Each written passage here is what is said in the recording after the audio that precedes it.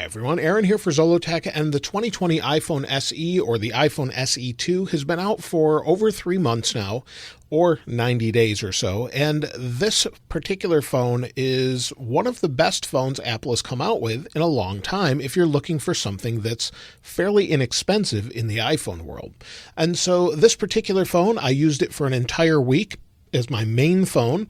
I normally use an iPhone 11 Pro Max, but the iPhone 11 Pro Max may either be too big for some people or just too expensive, and that's usually the case when someone's looking for an iPhone SE. So this phone ranges from $399 to $549, and you can get 64, 128, or 256 gigabytes. This is the 128 gigabyte model, so this is more than enough storage for most people, and after using it for a few months, I find that honestly, if Apple offered that size in the more expensive phones, that's probably what I would get. Storage-wise does not seem to be an issue for me, and you'll see I'm only using 48 gigabytes or so of my 128 gigabytes of storage. So then it's more than enough for most people, and you have this option of 64 if that's too much for you, but you can't upgrade it later on. Now, this particular design is great for a lot of people that don't want Face ID or just want to stick with Touch ID. So maybe you're coming from an iPhone 6, such as this one, or maybe even an iPhone 7. You can move over to an iPhone SE, keep the same form factor, but then move over your cases as well because they're the same dimension. So if you have a bunch of cases for the iPhone 7 or 8, you'll be able to use them on the iPhone SE. They're very similar in size and everything else, and so that part's great. So maybe you have 20 different cases, maybe you bought some from Apple, some off Amazon, or maybe you have just one, you could just move it over. And again, the design is classic and it's great. And just like the first iPhone SE, they brought back the iPhone 5 and 5S design, they've brought back the iPhone 6 design and then just modernized it with the latest features. And so this particular phone not only has your regular SIM card here in the side, but also has an eSIM, so you can use it with dual SIM if you have that option in your country, or maybe you just want different carriers, or maybe you're traveling through different areas that have different carriers, you can switch that way. So that part's great. So I know this phone, based off its price and size, is great for a lot of people. And after using it for a few months, this is actually my go-to phone as a backup. So I have my 11 Pro Max, but the great thing about this is its compact size, it's easy to throw in a bag, it's easy to carry around, and it's super light. Now, after using this for a few months, it's held up really well. I don't have any scratches on it or anything that I can tell under bright light, and this just gets tossed into a backpack so that I can use it. Of course, it's in a pocket that's protected, but it's held up well. I don't have any scratches or dents on it anywhere, and so it seems to be pretty durable. Also, this has IP67 certification, so that means in this case that it can handle about a meter of water for up to 30 minutes or so. Now, keep in mind that Apple does not warrant products that actually have been water damaged without AppleCare. And even if you do have AppleCare, you may have to pay a deductible.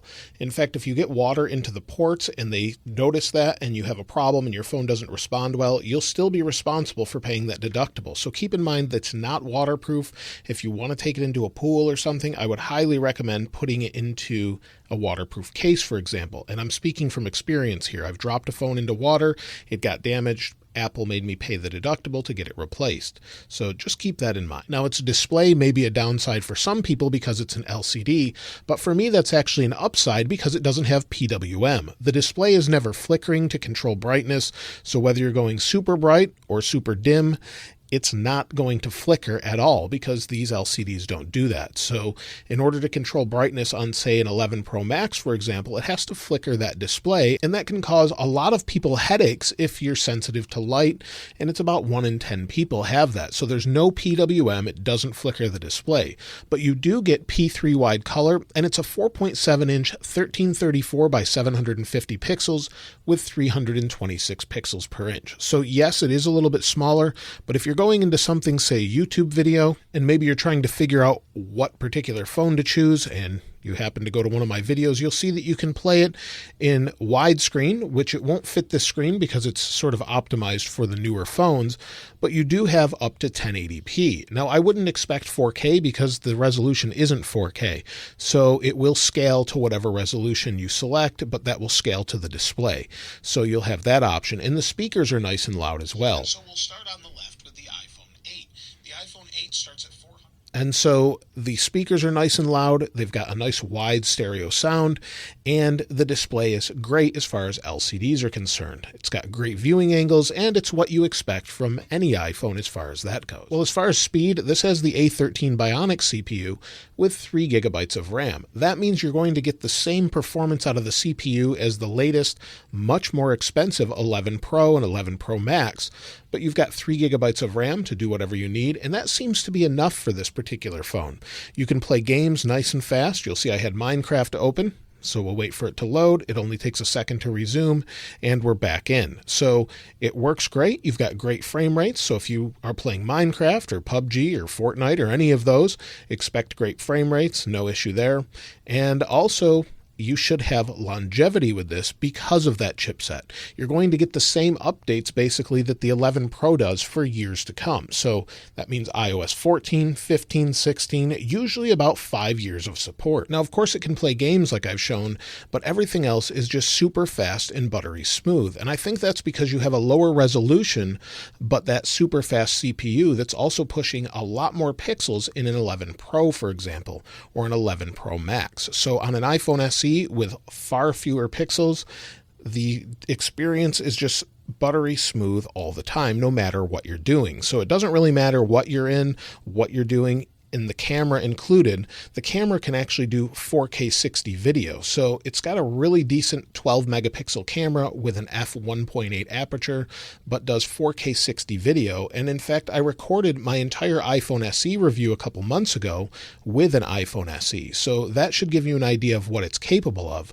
But I wanted to show you a few more pictures just so you can see what it's capable of as well as a photo camera. So low light is pretty good. It's not as good as, say, the latest cameras with all of the different modes, but this particular phone is better than almost anything out there other than, say, maybe an iPhone 11 that has a few extra features. But 4K 60, a lot of less expensive Android phones can't do that. So it's pretty impressive to see it kind of record this without breaking a sweat. Now let's take a look at some of the photos I've taken with this camera, and let me know what you think about them in the comments below.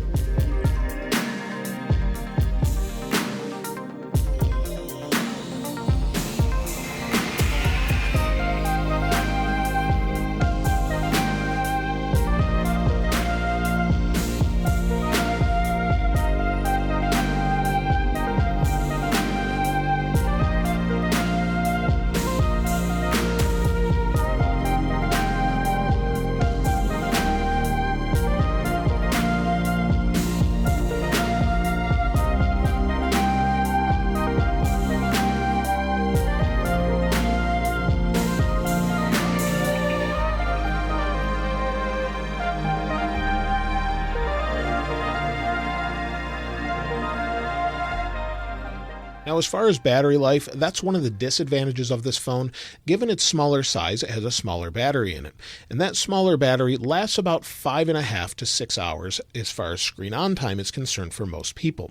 When this was my main phone, that seemed to be about the average I was getting with 100% battery health. So as long as you have a maximum capacity of battery health, no issues there. 5.5 to 6 hours.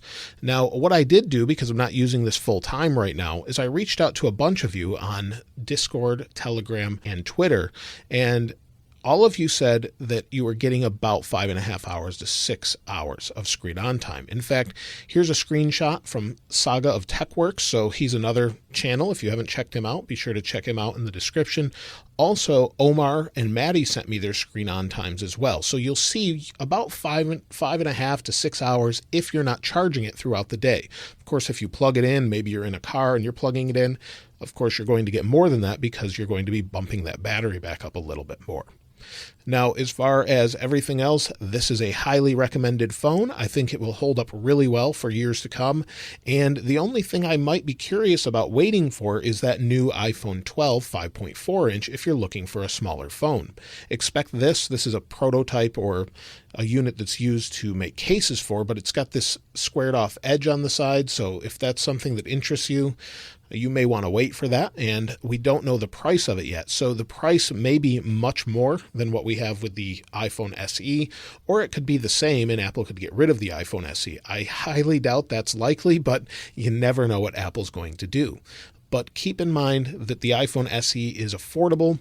You'll be able to get it at discounts at many different places where it's available, and if you don't, it's still pretty reasonable as well. Other than that, though, I highly recommend this phone, especially at its price. Anyone looking for a budget phone that wants a smaller iPhone, you only do have 3 colors. You have this product red, you have white, and black. So you only have those 3 colors, but other than that, most people put skins on them or put cases on them, so I would keep that in mind, no problems there. And one other thing is you don't get 3D touch, you get haptic touch. You get all the features of 3D touch, but it's the same sort of thing that you get with the 11 Pro and the 11 Pro Max. There's no pressure sensitive layer, you just press and hold, but that doesn't really matter because it seems like Apple's done away with that with all their new products.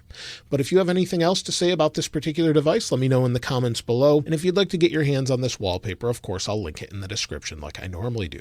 If you haven't subscribed already, though, please subscribe. And if you enjoyed the video, please give it a like. As always, thanks for watching. This is Aaron. I'll see you next time.